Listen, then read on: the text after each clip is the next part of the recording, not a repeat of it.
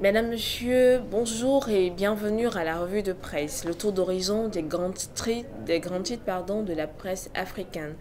Ce matin, nous avons comme invité M. Jean-Jacques Gouet, président régional du littoral de l'Organisation patronale des syndicats des transporteurs et auxiliaires du Cameroun et également secrétaire national opérateur économique de la communauté internationale des hommes d'affaires chrétiens du plein d'évangile. Donc, à la fin de cette revue de presse, il aura la possibilité de faire un commentaire sur quelques actualités qui ont retenu son attention.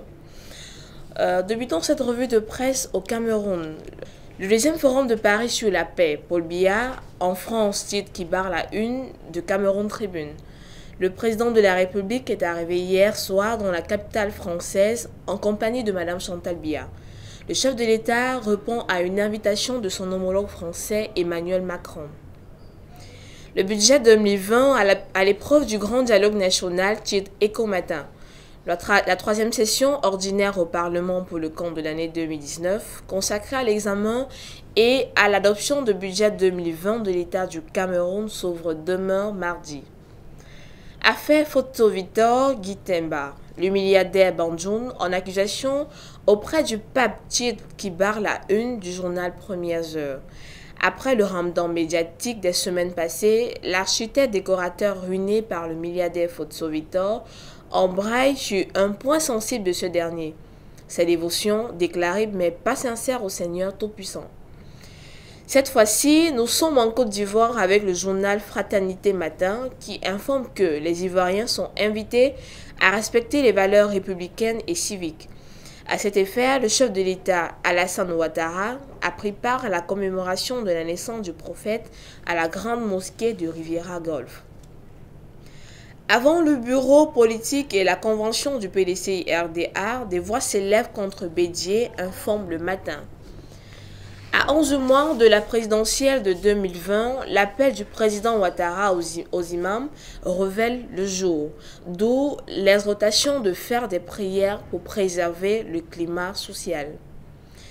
Il n'était pas urgent pour le gouvernement de conclure un accord avec les syndicats du secteur public sur une réduction de la masse salariale avant le budget de février, a déclaré vendredi un haut fonctionnaire du Trésor, informe le tabloïd Business Day. Le ministre des Finances, Tito Bouweni, a mis en doute la capacité du gouvernement à parvenir d'ici février à un accord visant à réduire la masse salariale du secteur public de 150 milliards de rand sur 3 ans. D'après le journal Cap Agos, les tensions entre les partis s'aggravent à l'approche des élections partielles. La contestation entre les DA et le parti GOUT s'intensifie en prévision des prochaines élections partielles et de l'élection des autorités locales en 2021. Toujours en Afrique du Sud, le président Cyril Ramaphosa a déclaré aux investisseurs internationaux lors du sommet du Financial Times Africa à Londres que la capture de l'État pourrait avoir coûté plus de 500 milliards de rand à l'Afrique du Sud et certains l'estiment à 1 billion de rands, informe Cap Times.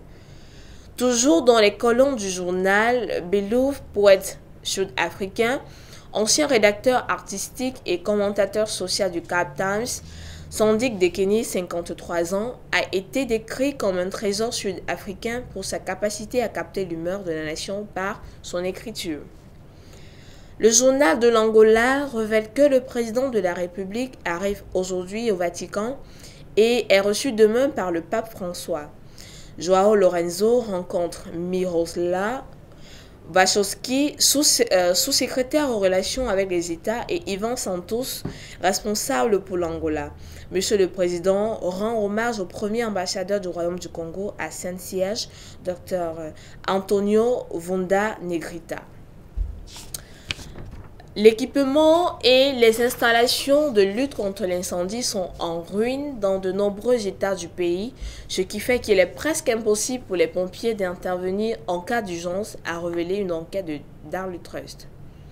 Il y a de fortes indications que dans les mois à venir, les gouvernements des États feront face à des temps difficiles avec une augmentation de la masse salariale et une baisse des revenus. Les enquêtes menées par les correspondants du Punch ont montré qu'au cours Des 4 derniers mois, les allocations des États au titre du compte de la Fédération étaient en baisse. Toujours au Nigeria, selon le journal Thursday, le président exécutif de Geregu Power PLC, M. Femi Otedola, a laissé de nombreux Nigérians sans voix hier avec un don important de 5 milliards de naira à Save the Children, organisation caritative centenaire basée au Royaume-Uni, qui est la plus grande organisation au monde axée sur les enfants après l'UNICEF. 30 caissiers de l'administration nationale des routes du Zimbabwe, ZINARA, ont été licenciés pour fraude et vol. Cela vient après que l'autorité ait découvert des escroqueries systématiques à 4 postes de péage impliquant des caissiers, des superviseurs et des agents de police qui s'occupent des porte-rebelles de Herat. Madame, Monsieur, nous sommes arrivés à la fin de cette revue de presse. Maintenant, nous faisons place à notre invité, le président régional du littoral de l'organisation patronale des syndicats des transporteurs et auxiliaires au Cameroun. Monsieur Jean-Jacques Gouet, bonjour. Bonjour, Madame Laurel Tchakounté. Bonjour, Mesdames et Messieurs les téléspectateurs. Merci beaucoup, monsieur, d'avoir honoré de votre présence à cette revue de presse. Merci également de m'avoir invité. D'accord, merci. Alors, monsieur Jean-Jacques Gouet, dites-nous un peu quels sont quelques faits d'actualité qui ont retenu votre attention. Oui, Jean-Jacques Gouet, comme vous l'aviez si bien dit, c'est mon nom. Et comme je fais dans le monde, je fais dans les affaires. Je crois que j'ai un droit de regard en tant que Camerounais, en tant qu'humain, parce qu'il y a même des choses qui vont au-delà du Cameroun. Mais comme humain, j'ai quelque chose à apporter là-dessus. Nous commencerons donc par le début, dont nous allons parler de la paix, du forum de la France sur la paix. Je pense que le Cameroun passe en ce moment des moments un peu très difficiles, des moments fatidiques comme on dit. Et ça implique qu'il y a lieu qu'on parle un peu de la paix. Mais ce qui me laisse pantois, c'est qu'on parle de la paix. On ne peut pas parler de la paix de votre maison hors de chez vous. C'est un peu ça. Et je ne sais pas s'il faille qu'on appelle ça paix ou alors il y a un autre nom qu'on pourrait bien donner à cela. Je me dis un peu que c'est du folklore, en fait. Pour moi, c'est du folklore. Je ne vois pas M. Biya quitter le Cameroun, son Cameroun natal, le pays qu'il gère, pour aller parler de paix à Paris, encore plus qu'il a organisé lui-même un forum ou un dialogue national ici, il n'a pas assisté. Mais maintenant, il va en France. C'est pour parler de quoi là-bas? Je ne sais pas. Je ne sais pas. Bon, mais s'il gère des Français, ça veut dire qu'il va donc parler de paix en France. Peut-être parce que l'ambassade du Cameroun en France ou alors les ambassades du Cameroun dans certains pays ont été menacées, je ne sais pas. C'est pour ça qu'il trouve mieux d'aller parler de la paix là-bas. Mais s'il faille voir, on verra que le point de départ, c'est le Cameroun. Ça implique que le point d'arrivée, c'est également le Cameroun. Il n'y a donc pas lieu de quitter le Cameroun pour aller en France. Il aurait parlé de tout ça ici. Ça aurait été mieux, ça aurait été plus grand. Ça l'aurait même rendu plus grand. Parce que pour moi, ce qu'il devrait faire, c'est pour que ça le rende de plus en plus crédible, de plus en plus grand. Mais s'il va ailleurs, je ne sais pas. Je dis tout simplement que je n'aurais pas accepté. Moi, particulièrement à sa place, bon, comme il y a des conseillers, peut-être que ces conseillers ont mieux vu, mais je doute qu'ils aient mieux vu. D'accord. Donc là, c'est la première actualité qui a retenu votre attention. Est-ce qu'il y en a encore d'autres, M. Jean-Jacques Gouet? Oui, il y a beaucoup de faits. Okay. On a parlé du budget. Je vois le budget, on parle du budget camerounais là. Et vous disiez tantôt, à l'épreuve du grand dialogue national et qu'au matin, la 3e session ordinaire au Parlement, pour le compte de l'an 2019 consacré à l'examen du budget. Bon, vous voyez un peu comme il n'y a pas de la paix, certains en profitent. Il en est souvent ainsi. Ça va faire à ce qu'ils vont venir avec des projets, ils vont dire, bon, mais voilà, il faudrait que tous les Camerounais font ceci pour qu'il y ait un peu plus un budget qui est par moments même mal élaboré. Parce que quand on regarde les contours du budget, avec tout ce que cela ici est, on trouve qu'il y a le plus souvent des défaillances. Pourquoi est-ce que ça n'a pas été utilisé? Parce qu'en fait, ce qu'on devrait même faire, on ne le fait pas. On ne le fait pas et ça fait problème. Ça fait problème. Qu'est-ce que cela a pu, qu'est-ce que ça va apporter? Qu'est-ce que le grand dialogue va influencer dans le budget? Je ne sais pas. Qu'est-ce qu'il y a lieu de faire? Qu'est-ce qu'il n'y a pas lieu de faire? Donc, le budget de cette année, je crois même que ça ne devrait pas se passer comme ça, là. Mais comme le plus souvent chez nous, on trouve un peu beaucoup de défaillances. Et malheureusement, les uns ne veulent pas accepter ce que d'autres leur disent. Ça fait un peu problème. Donc, au niveau du budget, pour moi, il ne serait pas encore temps qu'on revoie ça. Mais comme c'est une contrainte, c'est une obligation, mais ça risque quand même d'être un peu très mal fait. Soit ça sera de trop, soit ça sera de très moins. Je ne pense pas qu'ils vont pouvoir le relever à la juste mesure. Ils vont pouvoir le relever à la juste mesure. Ça m'étonnerait. Ça m'étonnerait. D'accord, mais on note que, quel qu'en soit ce qu'on pense, ce budget de 2020 aura lieu demain mardi. Ça, c'est une évidence. Ça aura lieu demain. Mardi, ils ont décidé, ce sont les décideurs, non? Exact. Ils ont décidé, ils ont dit, bon, demain, ils vont se retrouver, d'aucuns auront leurs frais, ils seront logés, ils auront tout et tout et tout, tout. Ils vont se rassembler, ils vont faire du folklore et ils vont encore nous dire, voilà le budget. C'est un peu ça l'essentiel. D'accord. Qu'il soit mal utilisé ou qu'il soit de plus ou qu'il soit de moins, bon, le budget, là, pour eux, ne souffrent de rien. Néanmoins, les jours parleront. Exactement. Est-ce que ça suit les actualités, monsieur? Pardon? Est-ce que ça suit le commentaire des actualités? Est-ce que ça suit les commentaires des actualités? Ouais. Oui, bon, mais les Camerounais doivent en parler, les Camerounais doivent regarder, les Camerounais doivent critiquer, les Camerounais peuvent également peuvent également apporter des solutions. Je pense qu'il n'y a pas qu'une critique qui a l'arme, il y a aussi l'arme de la critique. Donc on doit accepter ce que d'autres leur disent et comme ça pourra nous permettre de mieux voir la chose. Mais s'ils n'en veulent pas, bon, je continue à dire que si nous vivons si nous sommes là où nous sommes aujourd'hui, c'est tout simplement parce que d'aucuns ont voulu faire la sourde oreille. Et tout le monde n'a pas été aussi, comment dirais-je, pacifiste que ça. D'accord. Ok, monsieur Jean-Jacques. Je ne sais pas si c'est uniquement ces deux actualités qui ont retenu votre attention alors. Oh, un peu plus loin, un peu plus bas, je vois Fotso Victor Guitemba. Fotso Victor Guitemba. Vous savez, c'est souvent un peu très dangereux. Quand on se retrouve, c'est bien, c'est un peu plus facile d'entrer dans le monde du business, de se retrouver avec des nantis. Mais ils ont une autre manière de faire, ils ont une autre manière de voir. Ce sont un peu plus des sangsues. Le plus souvent, ce sont des sangsues. Vous savez, ces industriels-là, ils exploitent un peu plus. Ils exploitent un peu plus. Bon, ils font souvent croire aux autres que, voilà, je suis milliardaire, c'est pas pour 1000 francs que je vais abuser, je t'en donnerai et vous vous engagez, vous dites, mais voilà, vous aurez de votre argent et lui, le milliardaire, c'est pas ça. Moi, je m'en souviens, il y avait une histoire là, même j'en parle parce que c'est une réalité. Et je connais une femme qui avait travaillé comme ça dans un grand hôtel de la place, mais pour qu'on lui donne de son argent, ça n'avait pas été facile. Il a fallu qu'il y ait un peu trop de gymnastique, qu'on parte au niveau de la ST, qu'il y ait des plaintes par-ci, qu'il y ait des plaintes par-là.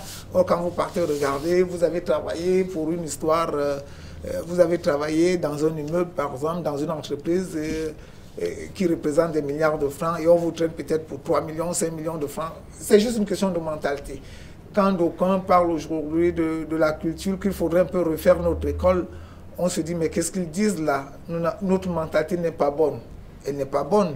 Nous vivons une époque très difficile où des gens sont égoïstes, des gens sont cupides. En fait, c'est ce que nous vivons dans tous les domaines. C'est pour ça que nous sommes malades. Ou alors le Cameroun est malade. Voire même, je dirais, le monde est malade. L'Africain encore, c'est pire. Donc parfois, c'est très impensable de penser qu'un milliardaire doit de l'argent à quelqu'un. C'est une réalité non sociologique. Cela ne se devrait pas.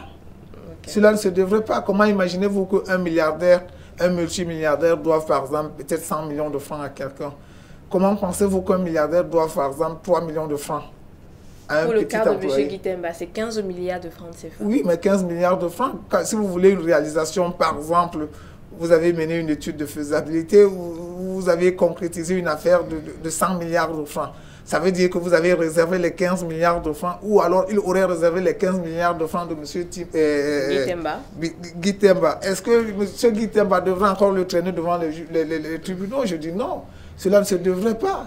Moi, je dis même que c'est honteux pour Fosso Victor. Mais il y a quand même une chose, il faudrait comprendre une chose. Ces gens-là, quand ils sont devenus milliardaires, comment est-ce qu'ils ont fait pour devenir milliardaires?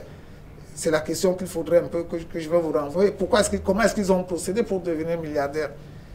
À ça, moi, je ne peux pas vous donner une réponse Vous ne concrète pouvez à vraiment cela. pas me le donner, mais j'attire tout simplement tout simplement pour qu'ils deviennent milliardaires. Le plus souvent de ces gens-là, ils ont une diversité de chemins qu'ils empruntent. Ça veut dire que je dis tout pour eux et rien pour les autres. Le plus souvent, c'est ce qu'ils disent. Donc, ils sont cupides, ils sont prêts à tout, ils peuvent tout faire, ils acceptent tout.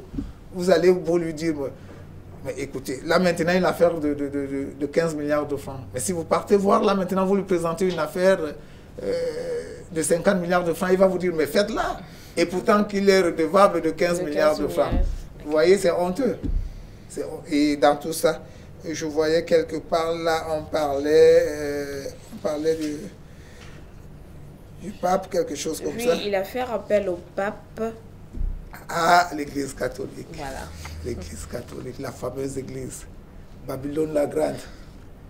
Babylone la Grande réapparaît, toujours dans les méandres choses. Babylone la Grande, elle réapparaît encore. Elle réapparaît, cette Église-là, cette communauté-là. Elle réapparaît. En fait, vous savez, le monde, c'est aussi ça. Ça ne devrait pas être ça, mais c'est aussi ça. Quand nous parlons un peu, ou alors quand je parle de Babylone la Grande, ça voudrait tout simplement dire que il y a la marque. Il y a la marque. Il faut entrer dans ce cercle vicieux-là. Ils savent là où ils se sont rencontrés. Ils savent ce qu'ils ont tissé comme deal. Ils ont fait le deal. Et maintenant, je crois que leur juge, c'est... Comment il s'appelle encore leur pape là.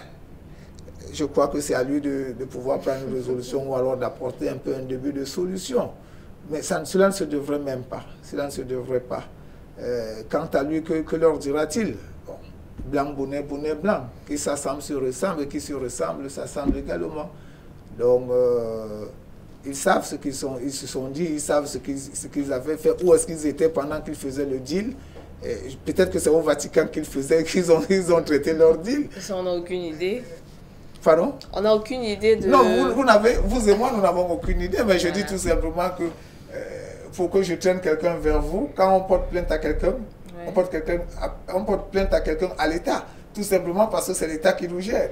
Ça veut donc dire que s'il se plaint maintenant auprès du pape, ça veut dire que et au Vatican, ça veut dire que c'est au Vatican qu'ils avaient tissé leur deal auprès du pape. C'est pour cela qu'il refait référence à l'un disant, bon, regarde alors ton type d'hier là, regarde un peu là où il me laisse. C'est un peu ça.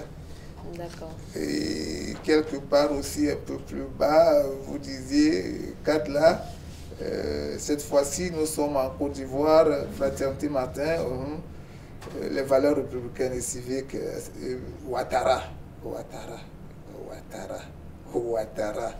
Alassane a pris part à la commémoration. Bon, prendre part, c'est quoi? C'est aussi vague que ça. Il est parti. Est-ce qu'il est intègre? Est-ce qu'il est intègre? Je pense que c'est un problème d'intégrité. Et de l'autre côté, on demande aux concitoyens d'être républicains et civiques. Bon.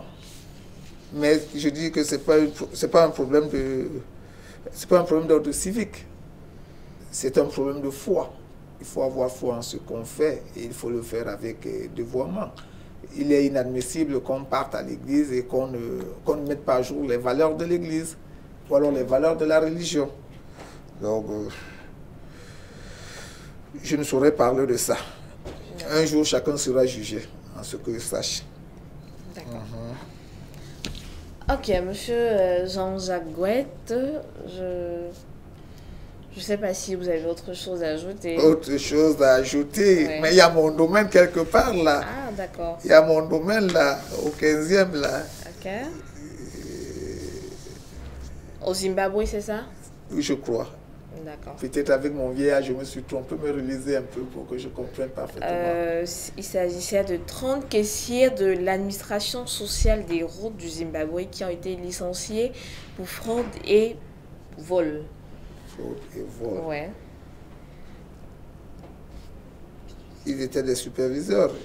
Des Oui. superviseurs, n'est-ce pas? Exactement. Et on parle un peu des péages. Ok, juste. Si j'étais préfet et que je vous embauchais comme agent de péage, je serais persuadé que d'ici 6 mois, vous pouvez me bâtir facilement une histoire de 100 millions de francs. Je parle bien de chez nous, là. Ouais. Allez-y dans les péages et voyez un peu. Allez-y un peu dans la gendarmerie, regardez-les quand ils gardent des motos là en bordure de route.